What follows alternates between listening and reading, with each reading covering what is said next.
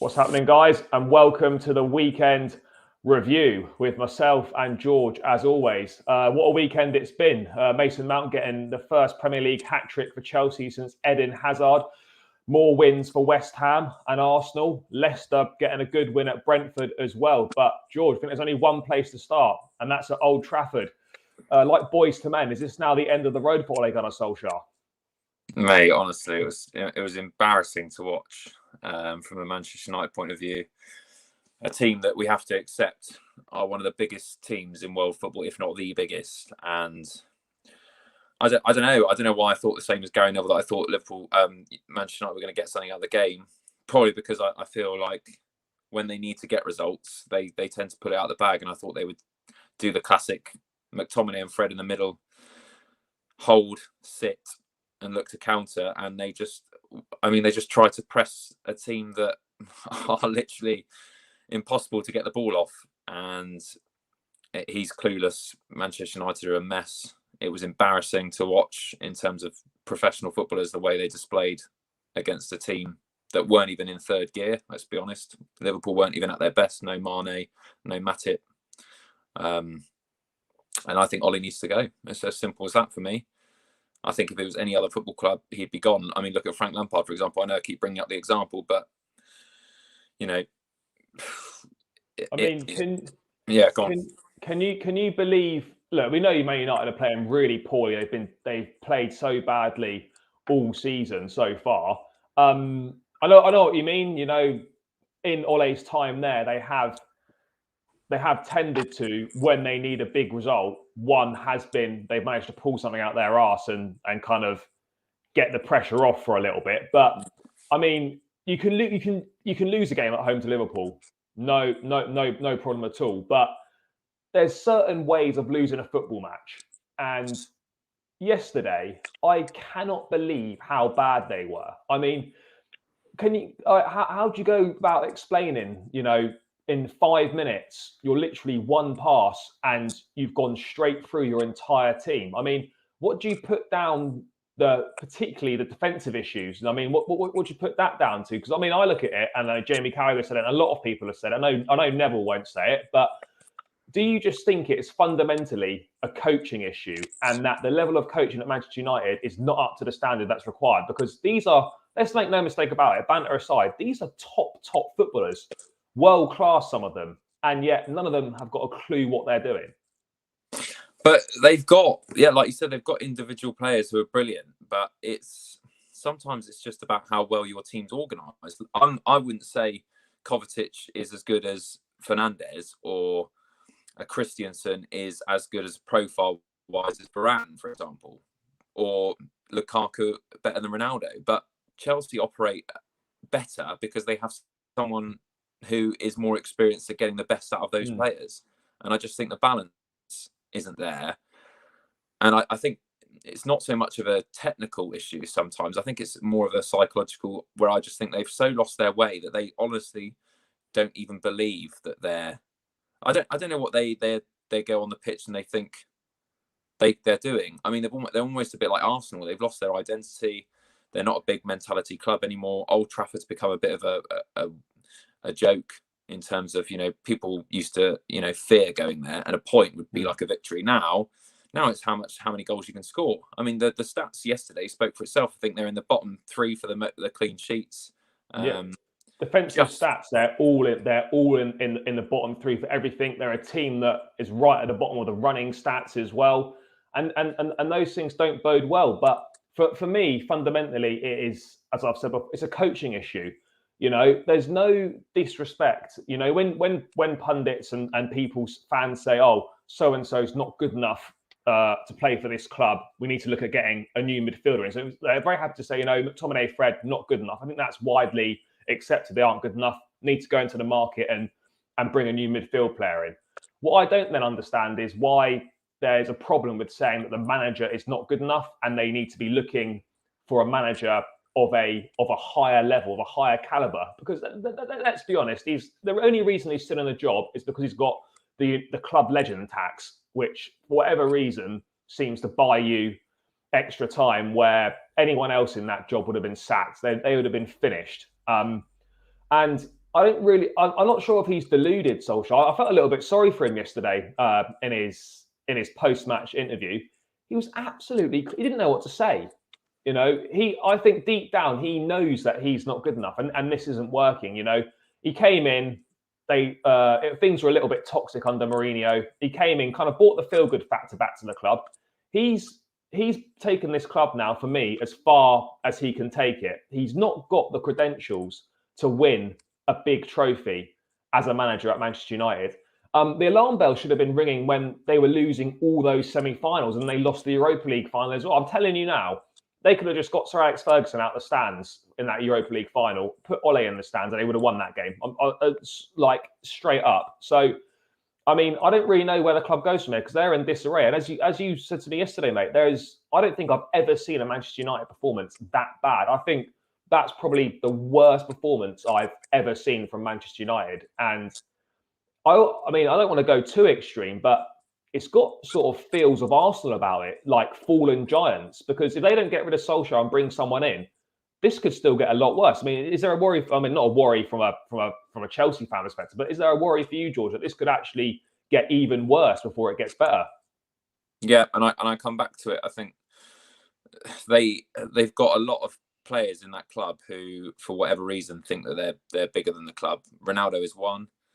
Yeah, he wants to work hard for the team and everything, but he was brought in solely for a merchandising and profile point of view. I think Pogba's the same. I think Pogba needs to go. He's a passenger. He's a player that thinks he's bigger than the club, and they need workhorses. And Neville alluded to it yesterday about people like Ji-Sung Park. Players that aren't necessarily don't steal the limelight, but they'll give 110%. I think there are some players on that pitch who don't put in the extra effort, extra yards. So I wouldn't say it's all Ollie's fault, because this has been a problem. Like Neville said, they had the best manager in the world at the time, and Mourinho, and he couldn't, despite winning a few trophies, he couldn't get the tune out of them at the best of times. So I think it's a problem that's been coming a long, long time, and they're so far off the pace now, and I really do think it is going to get worse. I can't see them challenging for the title at all.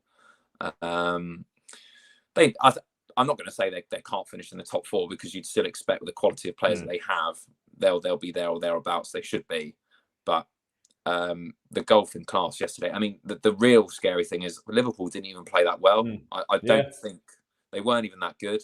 No. The pitch was so open. I think I could have scored yesterday at Old Trafford. Mate, it was like a basketball match. It was literally just up and down. There was no United weren't. And that's what it comes back to again. I don't want to just entirely blame it on the manager and the coaches, because the players on that football pitch, you obviously got to think, hang on a second, we need to take some responsibility here. It's so open.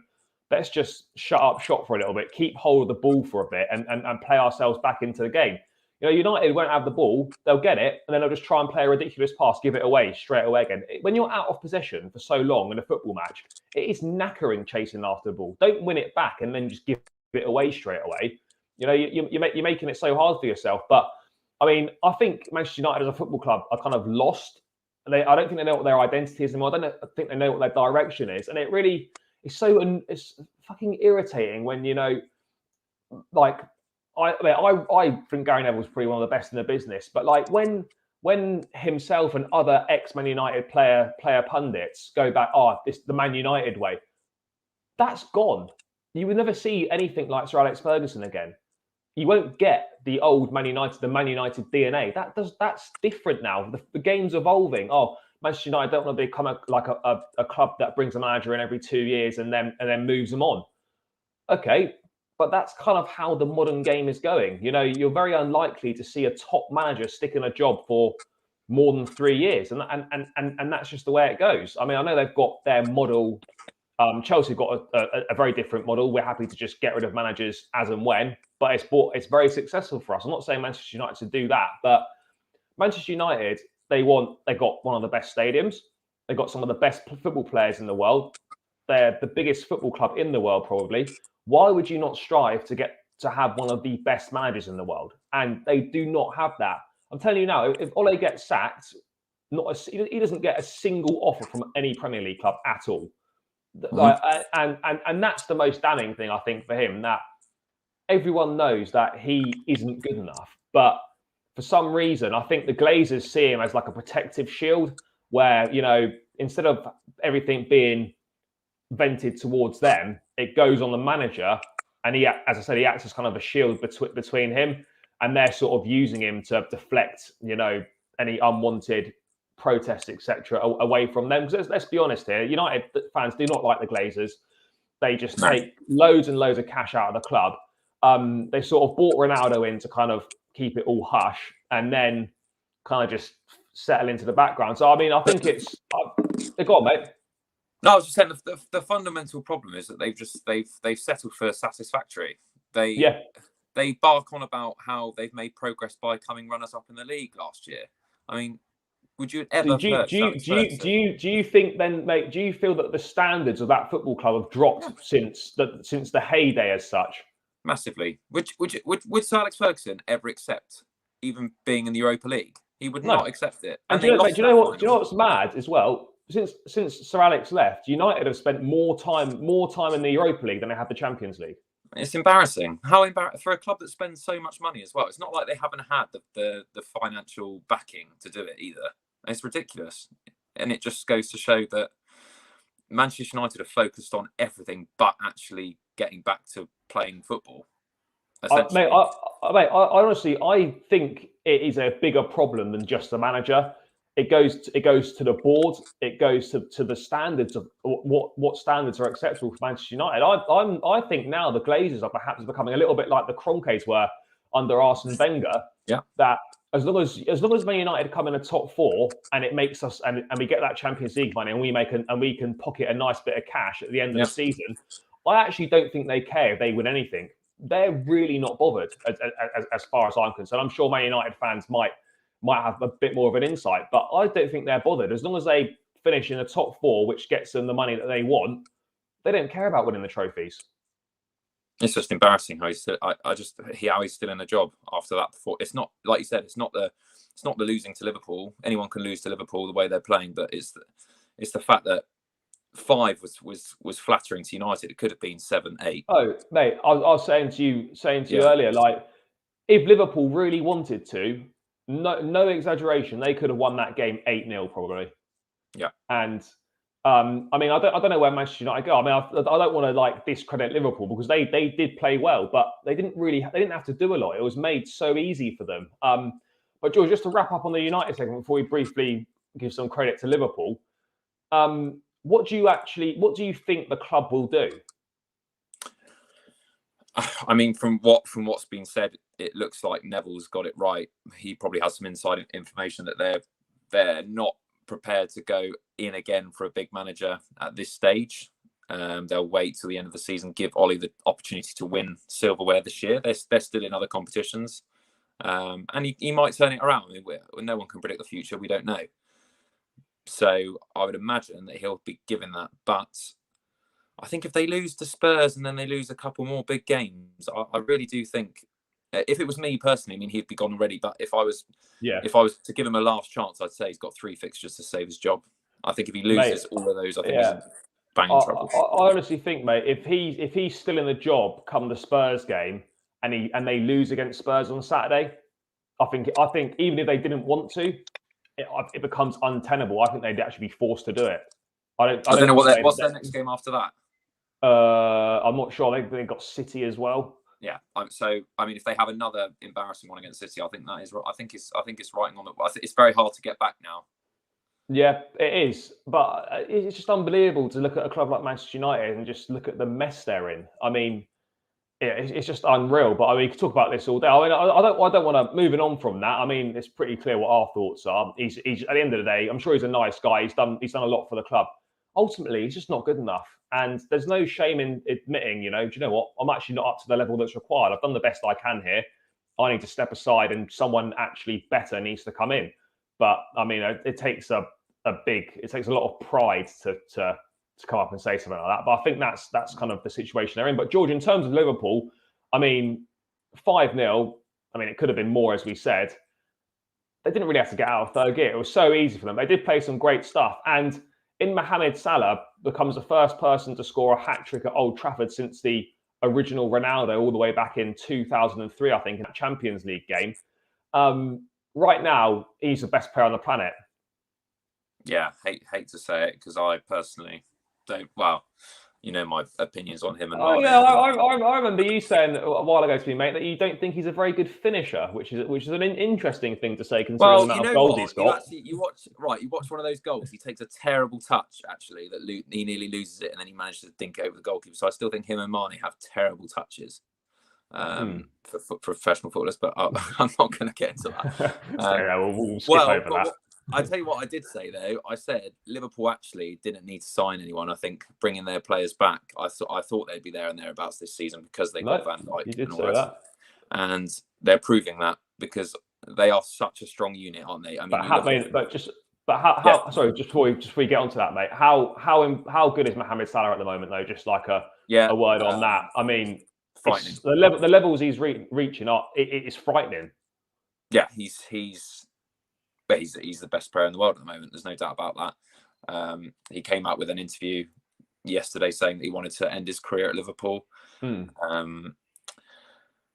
yeah, I can't see him anywhere else at the moment. I think it just. I mean, and in terms of obviously his contract runs out in 2023. If they're kind of negotiating at the moment, if you're Liverpool, it's almost one of those unique situations where you're like, would you be of the opinion just give him what he wants, just blank check, put down what you want, and we'll give you it?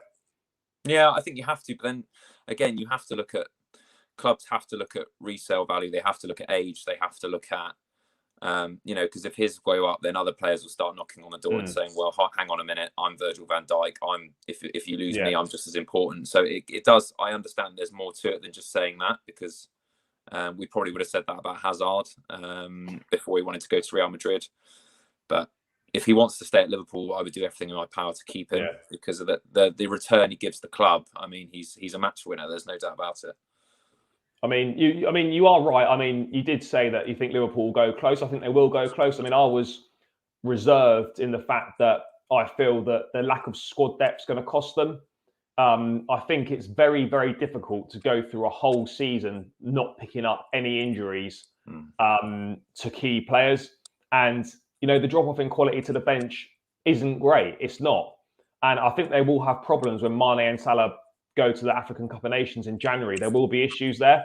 But don't get me wrong, if they can keep their first 11 fit for the whole season, they're going to go very, very close. I mean, they're playing some great, great football. And I'd say they're probably back to their best in terms of when they won the title. So they're definitely ones to look out for. But I think it's a 3-horse race, really, I think, for the title now. I think it's between Chelsea, City and Liverpool. And George, moving on, very briefly, Manchester City, Saturday evening, going to Brighton. Brighton's a tough place to go. They're doing really well. I think they're 4th at the moment still. They've had a fantastic start to the season. Manchester City went there, just made it look so easy. I mean, everyone going on, they're going to regret not signing Harry Kane, etc. I mean, they're playing some fantastic football. And how good is Phil Foden?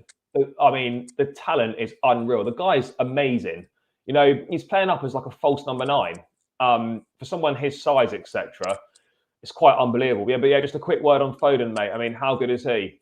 Ridiculous, mate. For someone that young to be that confident and that good in a team that really is full of superstars, it's amazing, and it's so good for us being in England as well, for an English player to do that, because we get we're so critical of our own nation, but we're so tarnished with can they perform at the highest level?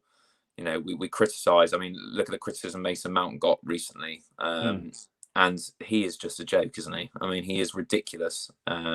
So comfortable on the ball, always looking forward, contributes goals and assists. He's just the perfect player, and yeah, I mean, again, it would be interesting, isn't it, if Pep Guardiola did actually sign Harry Kane? Would they have had the same problem that Manchester United did, and slowing their play down and him being undroppable and mixing up the shape? I feel like they've got enough attacking talent there to just brush any team aside. They really do, and they're going to. I mean, I know I said in my match review from the Norwich game that we are going to win the league. I think we will win the league, but Manchester City are going to be there or thereabouts, 100%. I mean, I just think we're slightly better defensively than them, which could swing it our way. But I mean, yeah, some of the football they play is just outstanding. They just score goals for fun. There's so many goals in that side. I mean, it almost doesn't matter if they're letting 1 or 2 in per game because they're scoring 3 or 4 minimum every game at the moment. So, yeah, I mean, the plethora of players they've got in those forward positions, the midfielders are outrageous. Even Ruben Diaz is unreal. I mean, what a signing he's been, by the way, as well. So, yeah, there's some. I think this could be the strongest Premier League we've had in terms of quality of 3 sides. I mean, City, Liverpool, and Chelsea, 3 of the best teams in Europe. I think I've really only put Bayern Munich up there with them. I'd say adding Bayern into that mix, those are the 4 best teams in Europe right now, and I don't think that's an unfair thing to say. Obviously, George, we've already kind of touched on the Norwich game in a different video, so guys, check that one out if you want to see the thoughts on that. But mate, you were there briefly. How important was it for Mason Mount to get back on the score sheet? Obviously, coming for some criticism, hadn't scored for 25 games before the weekend. So just how important on a personal note was that for him to kind of get back on the score sheet? Because he has said himself in interviews that he needs to add more goals to his game. So I guess that was vital, really. Yeah, and he's so capable of it. I mean, you look back at that first goal, how technically difficult that is, kind of on the swivel, not much backlift. You know, he's not running onto the ball. He's like almost checked back and he's on the turn. And to get that sort of power from outside the box. But what I really did notice from watching him up close at the weekend is his press. It is ridiculous. He never stops running for the team. And, you know, again, we talked about Manchester United and passengers who walk around the pitch. I mean, he does not come off that pitch without giving it absolutely everything for Chelsea Football Club. And yes, he needs more goals in his game. It will come. He's certainly taking off at a much earlier age than Frank Lampard did. And I think he will just get better with age in that position. He'll get more intelligent on and off the ball. And, you know, he's so important for us. And yeah, I love Mason Mount, and I haven't got a bad word to say about Mason Mount. I think he's probably in the front 3. I think he's probably our most important player. I really do. I think he presses better than anyone at that top end of the pitch. And he's really, really important. And hopefully he can continue to add more goals to his game. Just briefly on one other player who was very, very good and has come in for criticism at times from Chelsea fans, etc. How Matija Kovacic had a great game on Saturday. And he's had a pretty good start to the season. I mean, I feel that he's not really fully appreciated by Chelsea fans. But I mean, how impressed were you with his performance? Yeah, him, James, and Mason Mount were the 3 outstanding players for me on that day. And yes, Norwich were particularly poor, but yeah, I was talking about it with a few Chelsea fans, and I was going on about how, you know, maybe could we be a bit more experimental, and we spoke about it, didn't we, about dropping one of the defensively light midfielders and maybe getting a Declan Rice or something like that could just, you know, offer that. But then he just pulls out a performance like that, and you think, well, that's exactly why we play him, and that's why he's in the team. Very efficient. Him and Jorginho work so well together. Him and Kante work so well together. Yeah, again, he doesn't score goals, but some of the passes he was picking out, I mean, particularly that one for Hudson-Odoi, where he just completely breaks the back line. It's he's just an unsung hero, and we have plenty of those in this Chelsea squad because we're not the most fluent or great to watch. We're not Manchester City, we're not Liverpool, but we have so many unsung heroes that just get the job done. But we are top of the league, so you know, it's not all bad. But yeah, I think Kovacic just needs to add more consistency to his game. He'll put a performance in like that, and then he'll kind of follow it up with a few poor games. So I think just needs to find a little bit more consistency to his game, and I think he can be a very, very important player for us. But George, moving on to perhaps the surprise of the weekend, very briefly. What on earth went on at Goodison Park? Obviously, Claudio Ranieri, a bit of a baptism of fire in his first game, absolutely smashed 5-0 by Liverpool. Goes up to Merseyside, and somehow Watford score 4 goals in the last 10 minutes and beat Everton 5-2. I mean, what on earth went on there? Don't know what happened. I just watched the highlights, and Jermaine Genius doing his analysis, and they're just again, you know, talking about, you know, moments in games, and just, you know, they're 2-1 up, and they had, you know, at that point where they broke for the counter-attack for the equaliser, just so many players forward. It's just like there's no sense of, you know, this is the time in the game where we don't commit so many forward. They just had so many people and just got caught out. And Watford are nothing special. Yes, they're going to have a little bit of a bounce. You can't really take that Liverpool game into consideration because of Liverpool and how well they're playing. But Yeah, definitely the shock result of the weekend, mate, because 2-1 with about 20 to go. I couldn't believe shipping 4 goals. Again, just totally unacceptable. And yeah, I really don't know what Everton are at the moment. They're yeah. I mean, yeah. I think it's very, very poor game management to be in that position and to let that many goals in with like 10 minutes to go. And I think it's just poor defensively as well. But I mean, look, Everton have lost their last 2 games, but they are still only 1 point off the top 4. I think if you said to Everton fans at the start of the season, after 9 games, you'd be a point off the top 4, you would definitely take it. But yeah, I mean, obviously, they've lost back-to-back home games now, West Ham and Watford. I mean, Benitez wasn't a popular appointment with the majority of the fan base anyway. How important is it that he wins the next game? Because it could turn nasty very quickly if they suddenly lose 3 in a row, and he needs to keep those fans on side. Yeah, and he's one that won't get any leeway whatsoever if it starts to go sour at Goodison Park, because of the history with Liverpool. And yeah, you're right, mate. Their patience, we spoke about Ollie and how much patience they've got as United fans because of what he's done. Well, they don't know anything to Rafa Benitez. I think another home defeat, and they could be asking for his name already. And they're not afraid to, because they've had big names through the door like Carlo Ancelotti last time, and that didn't work out. So I think, yeah. They're doing their best to bridge the next gap, and there's no doubt that Rafa Benitez is obviously a good coach, like a good manager. But again, I was always a bit unsure about that appointment. I have to be honest with you. Yeah, but it remains to be seen. I still think Everton will do pretty well. I think they'll probably finish in the top 8 for sure. I think they're definitely good enough to do so. But yeah, I think Rafa does need to kind of get a win under his belt quickly to put those 2 defeats behind him, because as you mentioned, mate, the pressure is going to be on him a lot quicker than with perhaps someone else because of his Liverpool links. But George, moving on to another side that are kind of started the season quite slow, but seems to be finding their feet again now. Leicester City, a very impressive 2-1 win away at Brentford, which is a tough place to go. Brentford has started the season really well. Brendan Rodgers' men seem to be finding their stride a little bit, and they are also only a point outside the top 4 positions now. Do you think just kind of down to a slow start, and Leicester will get themselves together and they'll be there or thereabouts? Yeah, they're too good not to be there or thereabouts. And we just talked about coaches there. Well, Brendan Rodgers is one of the best, if not the best, after the big 3 names in Tuchel, Pep, and Klopp. He's right up there. And yeah. I've always liked Leicester, always got a soft spot for Leicester. We've said that even after the FA Cup final. We were like, it's a fantastic achievement. They're probably just having a hangover from that because, such a big moment in their history. We as Chelsea fans take it for granted because we tend to win a trophy a season. But for a club that was waiting that long to do something like that, and, they won the Premier League, which was, and I really like Leicester. I think they should be happy where they're at the moment. I think fans will probably want a little bit more because of stuff that they've had in the past, but they need to be realistic that the bridging the next gap is so difficult because of how good the other sides are at the top. Yeah, I mean, but just a word on a player who's I think is undoubtedly one of their best players. Mate, how good a footballer is Yuri Tielemans? I don't know if you saw his goal; it was unbelievable. Joke. How important is he to that side? And do you think they could potentially struggle to keep hold of him?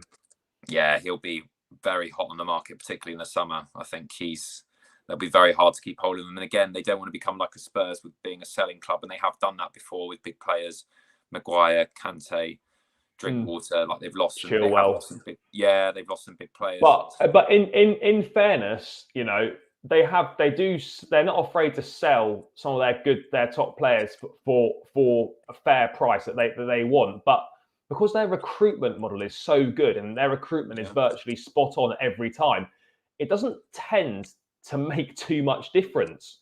No. When you just reeled off some of the players that have left, Riyad Mahrez, etc., Drinkwater, who was a big part of it, Kante, etc., Ben Chilwell, loads of them, and yet they've still built a side that is capable of finishing in the top 5 in the Premier League. So, it just goes to show if you're a well-run football club and you recruit well and you've got a good manager, then it doesn't affect you so much if you do lose your top players. But yeah, I do agree that Yuri Tielemans will be hot property in the summer, and I think there will be some bids coming in. But yeah, George, just to wrap up, we're going to finish up with West Ham against Spurs. I mean, West Ham with another impressive performance, another victory. I mean, they're currently in the top 4.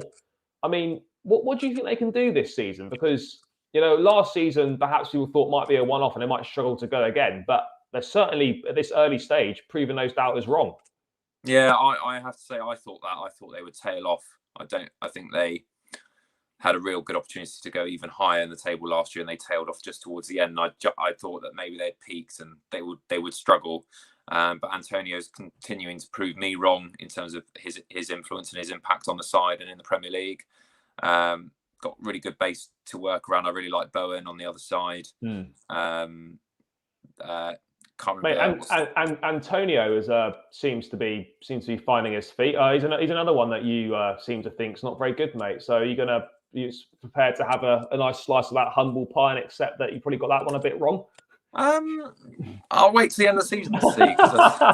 I'm still not. At the end of the day, I think it's down to preference. I mean, how many times have we talked about Sterling? And no, fair. I'll tell you what, though, which is not up for debate, is he's probably the best player at celebrations.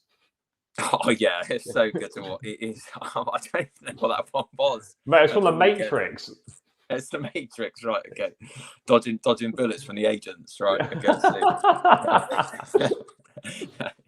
he is, and he is an absolute powerhouse to watch. I mean, he's not like a lot of people, including myself, will probably say, yeah, classic. He's just strong, handful, but technically, even though I don't think so, I have to admit that he's got a lot to offer that football club, and but I think he's like 31 now. So he is like, not I say getting on. He's kind of is heading towards the latter stages of his career, but he seems to be enjoying a little bit of a purple patch. Simon said that West Ham fans are saying that they need a new striker.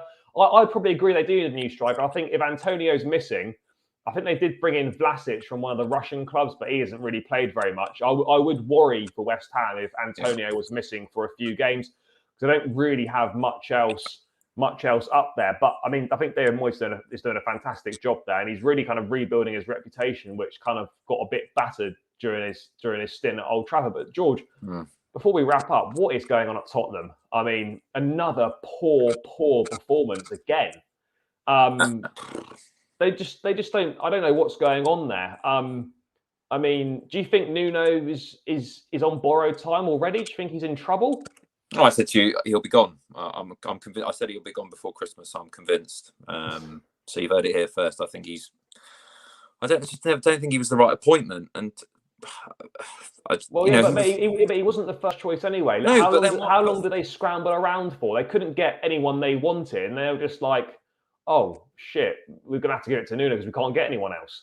Well, it's their own fault. So straight away, I mean, I know Nuno's doing a poor job, 100%, but straight away you have to feel a little bit sorry for him because he's walking in the door there, knowing full well it's been a very public pursuit of everyone turning that job down, and then he walks in the door.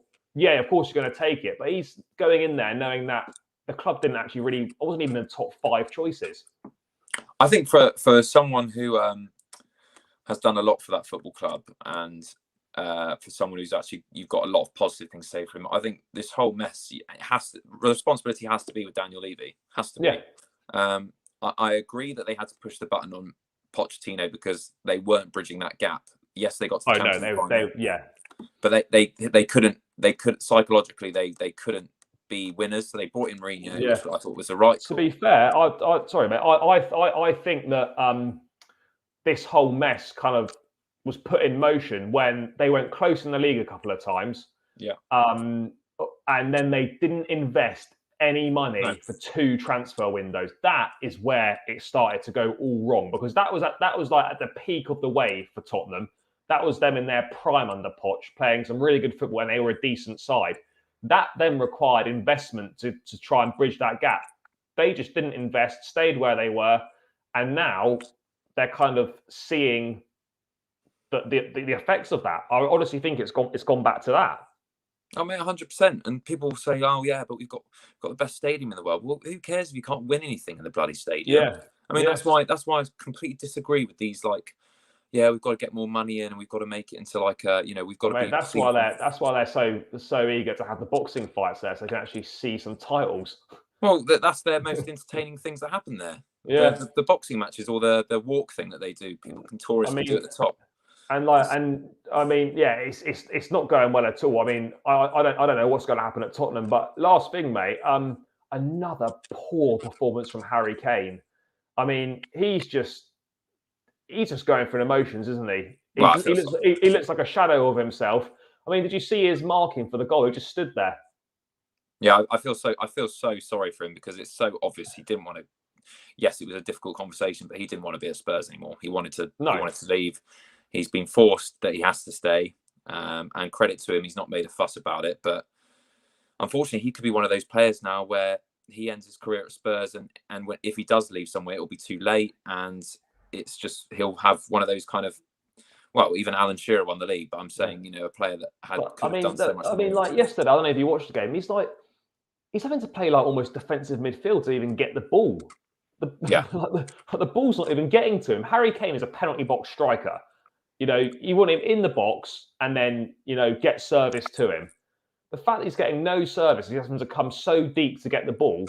The whole thing's was just all wrong for him. And I agree, mate. I fear now that he might not get that move from Spurs. Yes, he's going to have 2 years left in his contract in the summer, but he's going to be 29. Spurs, if they wanted the top money for him, should have sold him this summer because with 2 years left on the contract, another year older, if someone comes in for him again, they'd be lucky if they got 100 million for him. I honestly think they should have just sold up and rebuilt. But I mean, it's Daniel Levy. It's fault. It's Levy, and he's going to have to take the blame on this one. But yeah, Kane does not want to be there. I agree, man. I do feel sorry for him, but at the end of the day, not that sorry. Not that sorry. No, but I'm not sure if Manchester City go back in for him next summer. I really don't know. No. If they do, they won't be prepared to pay 80 to 100 million pounds for him. I mean, 100 million pounds is the absolute most you'd get for him. Quickly off topic. That was that last little thing. Quickly off topic. Did you see Scholes saying that Chelsea's defense isn't as good as? Yeah, I did see that. That was on. Mate, did you watch that on the overlap? The fan debate thing. I mean, I'm not really sure what. I mean, Paul Scholes, what a football player. Honestly, unbelievable. But when you come out with things like that, it's either saying it for attention or just hasn't done his research. Because how he can look at Chelsea and think that the defense isn't as good as United is laughable, considering yesterday in one half they conceded more goals than we conceded all season so far. So yeah, I mean, nonsense. Respectfully, Scholesy chatting shit there. Great footballer, but honestly, that he needs to go and do some research. That was ridiculous. But yeah, that's pretty much a wrap on a very exciting weekend. We're off to Stamford Bridge tomorrow night for the League Cup, and we'll be back live again probably Thursday or Friday for the weekend preview show. So yeah, guys, thanks for watching. Thanks for your comments. And we'll catch you again soon. Nice one. Cheers, guys.